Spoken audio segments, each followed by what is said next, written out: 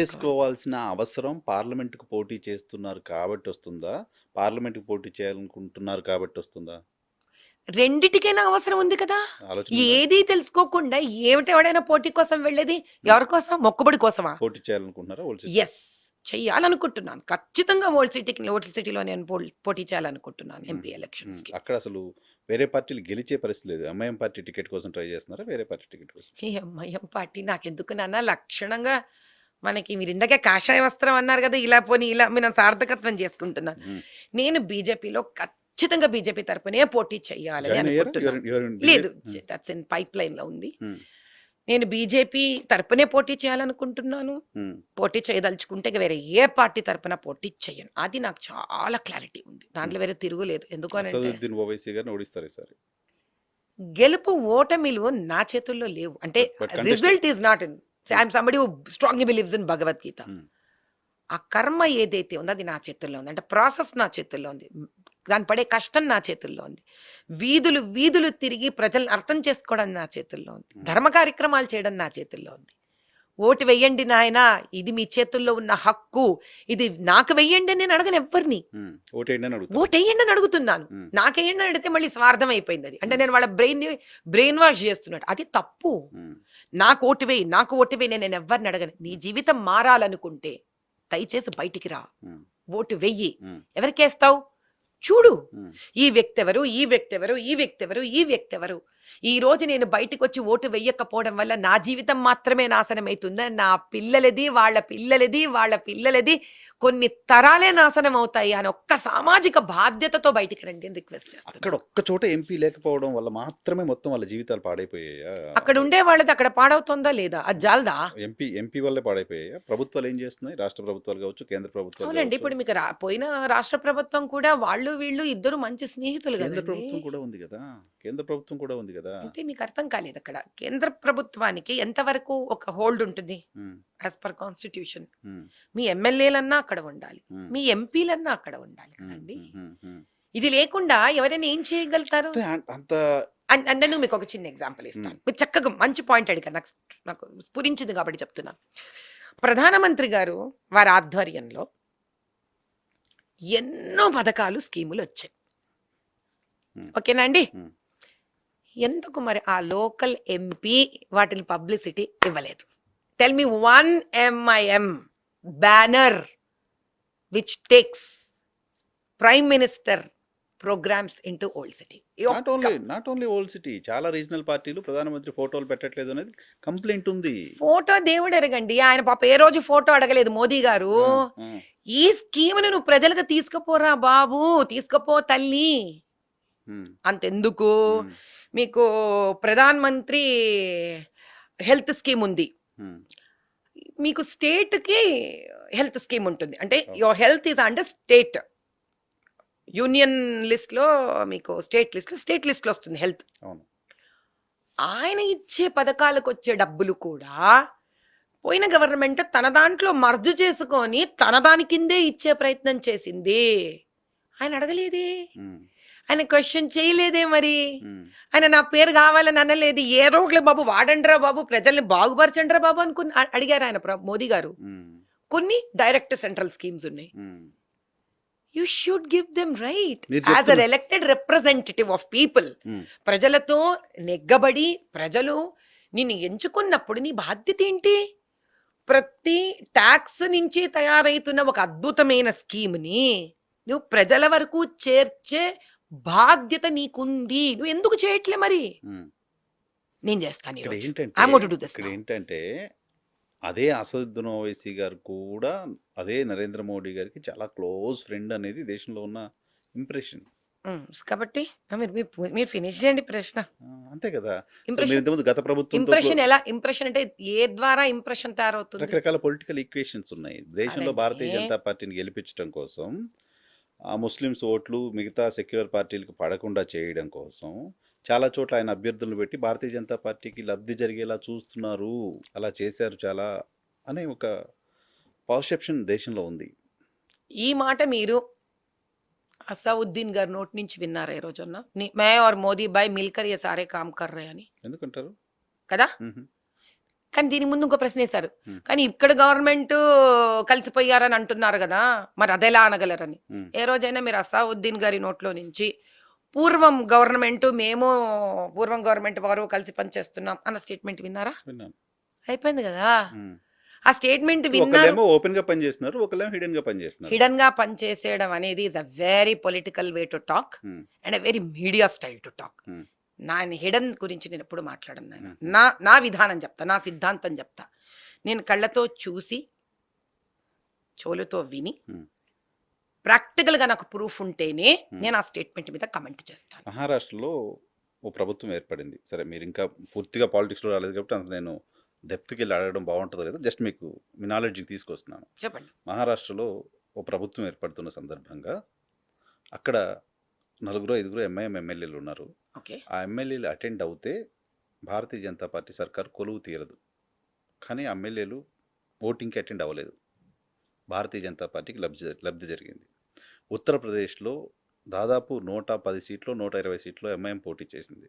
అక్కడ ఎంఐఎం పోటీ చేయడం కారణంగా సెక్యులర్ ఓట్లు చేయడం కారణంగా సమాజ్వాదీ పార్టీ అధికారంలోకి రాలేదు. లేకపోతే వాళ్ళు ఓడిపోయారు. Same kind of things west Bengal, Delhi, Punjab, Gujarat మీరు అడగండి. ఇలా ఇలా కాబట్టి దీని ఏమంటారు అని ఉమ్, అంటారు. ఉమ్, There are two things how to understand this. ఇప్పుడు for example India Pakistan cricket match ఆడుతున్నారు. ఇండియా బ్యాటింగ్ అయిపోయింది. ఇప్పుడు పాకిస్తాన్ బ్యాటింగ్ వస్తుంది.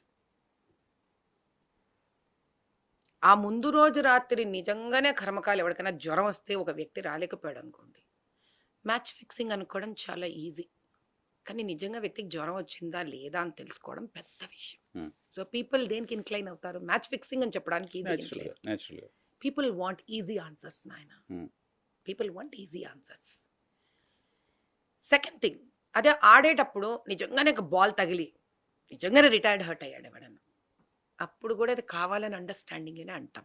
ఎందుకంటే ప్రజలకు చాలా కష్టమైనది, అర్థం చేసుకోవడానికి వీలు లేనటువంటి నిజాలతో డ్వెల్ చేయడం కానీ తొవ్వి బయటికి తీసుకురావడం కానీ ఇష్టం ఉండదు. కానీ media is somebody who should delve in to truth. అందుకే నేను ఎప్పుడు జర్నలిస్టులతో ఒకటే రిక్వెస్ట్ చేస్తాను, వాళ్ళకు కూడా చెప్తాను, నిర్భయంగా ప్రశ్నలు ఏంటి నన్ను అని అడుగుతాను. ఎందుకు అని అంటే ప్రశ్నించడమే వాళ్ళ హక్కు. Hmm. వాళ్ళు ప్రశ్నించే హక్కు వాళ్ళకి ఎంత ఉంటుందో Hmm. Hmm. తద్వారా నిజాన్ని వాళ్ళు కూడా మార్కెట్లో వెళ్ళి తెలుసుకునే హక్కు బాధ్యత రెండు ఉంటాయి. Hmm. కానీ మన నిజాన్ని ఎంత తెలుసుకోకుండా ప్రశ్నించే హక్కుని మాత్రమే వినియోగిస్తున్నామా, లేదా ఒక టాక్ ఉందని టాక్ బేసిస్ మీద మనం Talk కాదు. I'm speaking very particularly. These what your talking particularly. Hmm. మనం తెలుసుకోవాల్సిన విషయం ఏముంది అని అంటే, ఎక్కడెక్కడైతే భారతీయ జనతా పార్టీ కొంచెం లోగా పర్ఫామ్ చేస్తుందన్నా, లేదా just about to take an entry ఉందన్నా, that is where definitely the opposite party would want to come and hold on to it. ఇప్పుడు అవకాశాలు ఎక్కడ ఉంటాయి? ఎక్కడైతే హైప్డ్ ఉంటుందో, అయితే ఎక్కడైతే అందరు సరిసమానంగా బరిలోకి దిగుతున్నారో, అలా ఎంఐఎం గారికి వాళ్ళ ఓన్ స్ట్రాటజీ వాళ్ళకు ఉంది. Hmm. ఇప్పుడు ఈరోజు భారతదేశం మొత్తంలో ఎంఐఎం ఏ సిద్ధాంతం మీద పోటీ చేస్తుంది నాన్న? వెరీ ఓపెన్, హిందూ ముస్లిం అనే ఒక సిద్ధాంతం మీదే పోటీ చేస్తుంది. అసలు పార్టీ పేరే Majlis Ittehadul Muslimeen. Correct. They are working for their. Ah. Hmm. All India అన్నారు, ఏఐ అయిపోయింది అక్కడ. కాబట్టి ఆల్రెడీ ఇప్పుడు ఏం చేస్తున్నారు వాళ్ళు? అయోధ్య కాన్సెప్ట్ కానీ, మీకు యోగి ఆదిత్యనాథ్ గారి కాన్సెప్ట్ కానీ, యూపీలో అద్భుతమైన ఒక స్టెబిలిటీ పీస్ పట్టుకొచ్చేసారు వాళ్ళు. యోగి ఆదిత్యనాథ్ గారిది మీరు నమ్మరు, మీరు కాశీ వెళ్లే దారిలో ఎంత హ్యాపీగా హిందువులు మీకు కనిపిస్తారో అంత హ్యాపీగా ముస్లింలు కనిపిస్తారు మీకు అక్కడ. Hmm. Hmm. Oh they are very happy, they very excited. వాళ్ళ షాప్స్ హ్యాపీగా ఉంటాయి, మీకు ఆ వీధిలో అంతా ఉంటాయి. Hmm. ఎవరెవరిని ఏం బేసిక్గా they don't taunt or hit anybody. కానీ ఆ సిచ్యువేషన్ పట్టుకురావడానికి చీఫ్ మినిస్టర్ యోగి ఆదిత్యనాథ్ గారికి హిట్ టుక్ లాట్, చాలా కష్టపడ్డారు ఆయన.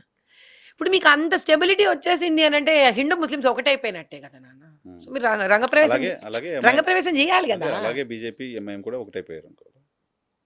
అలా వాళ్ళు ఒకటవ్వడానికి వీలు పడదు. ఎందుకు అనంటే ఎంఐఎం సిద్ధాంతాలు వేరు, బీజేపీ సిద్ధాంతాలు వేరు. సరే, సిద్ధాంతాల పరంగా రాజకీయాలు నడవట్లేదు కదా దేశంలో. మీరు నడవట్లేదు అనుకుంటున్నారు, కానీ నేను మోదీ గారి ఆధ్వర్యంలో నడుస్తున్నాయని నమ్ముతున్నాను. సో మన ఇద్దరు సిద్ధాంతాలే తేడాగా ఉన్నాయి చాలా ఇక్కడ. మ్మ్. మీరు అలా నడవట్లేదు అనుకుంటున్నారు, కానీ మోదీ గారి ఆధ్వర్యంలో అవి నడుస్తున్నాయి అనుకుంటున్నాను నేను. మ్మ్. ఎందుకు? దానికి ఒక చిన్న ఎగ్జాంపుల్. మ్మ్. మోదీ గారు ఇన్ని స్కీమ్స్ని ఓపెన్ చేశారు. ఓపెన్ చేసిన స్కీమ్లు ఎందులోనూ హిందూ ఓరియంటెడ్గా స్కీములు ఓపెన్ చేయలే. విమెన్ ఓరియంటెడ్ స్కీమ్, ఓల్డేజ్ అంటే వయోవృద్ధులకు ఓరియంటెడ్ స్కీమ్, చిన్న పిల్లలకి ఓరియంటెడ్ స్కీమ్, ఆడపిల్లల ఓరియంటెడ్ స్కీమ్, ఇలా పట్టుకొచ్చారు ఆయన. మ్మ్. అదే మీరు ఓల్డ్ సిటీలోకి వెళ్ళి చూస్తే కనుక ఎక్కడా కూడా వాళ్ళ మధ్యలో ఒక యూనిటీని పెంచే ప్రయత్నం కానీ, ఓ రకంగా హిందువులకి ఒక సపోర్టివ్గా ఉండే ఇష్యూస్ మనం రేస్ చేసినప్పుడు వాటిని వర్క్ చేయడం కానీ, అలా ముస్లిమ్స్లలో కూడా ఒక చక్కటి ఎడ్యుకేషన్ తీసుకురావడం, వాళ్ళని కూడా ప్రపంచానికి ఎక్స్పోజ్ చేద్దాము, వాళ్ళకు కూడా న్యాయం చేద్దాము అనే ఉద్దేశం కానీ, మాసప్ ట్యాంక్ నుంచి ఒక 50 ఫీట్ల దూరంలోనే మొదలైపోయే ఓల్డ్ సిటీకి, Jubilee hills, Banjara hills, Khairatabad వీటికి, ఈ గచ్చిబౌలికి ఉన్న వ్యత్యాసం చూస్తేనే 50 ఏళ్ళు కదా నాన్న వాళ్ళ చేతుల్లో ఒక కాన్స్టిట్యుయెన్సీ ఉంది. మ్మ్. ఎది తపన? మ్మ్. గుజరాత్ ఆయన ఆధ్వర్యంలో 25 ఏళ్ళు ఉండింది. ఎలా మార్చేసాడు ఆయన గుజరాత్ని? మ్మ్. అబ్బా, మ్మ్. వెళ్ళి చూసినా పోండి, తెలుస్తుంది మీకు ఎలా ఉంటుందో. ఫ్యాక్ట్స్ అబౌట్ గుజరాత్ అని చాలా ఫ్యాక్ట్స్ కూడా బయటకు వస్తున్నాయి. మనం అదే అంటున్నాం, మనం ఏదైతే FACTS టైటిల్ కింద మాట్లాడుతున్నామో మ్మ్.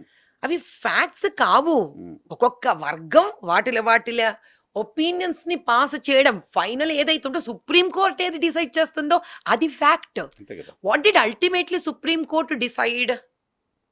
That mean to discuss as facts. Hmm. Opinions should never be put under the heading called facts. సరే, ఆల్ ది వెరీ బెస్ట్. మీరు ఓల్డ్ సిటీలో కంటెస్ట్ చేయాలని కోరుకుంటున్నాను. కలిసారా భారతీయ జనతా పార్టీ పెద్దల్ని? మాట్లాడుతున్నాను. మ్మ్.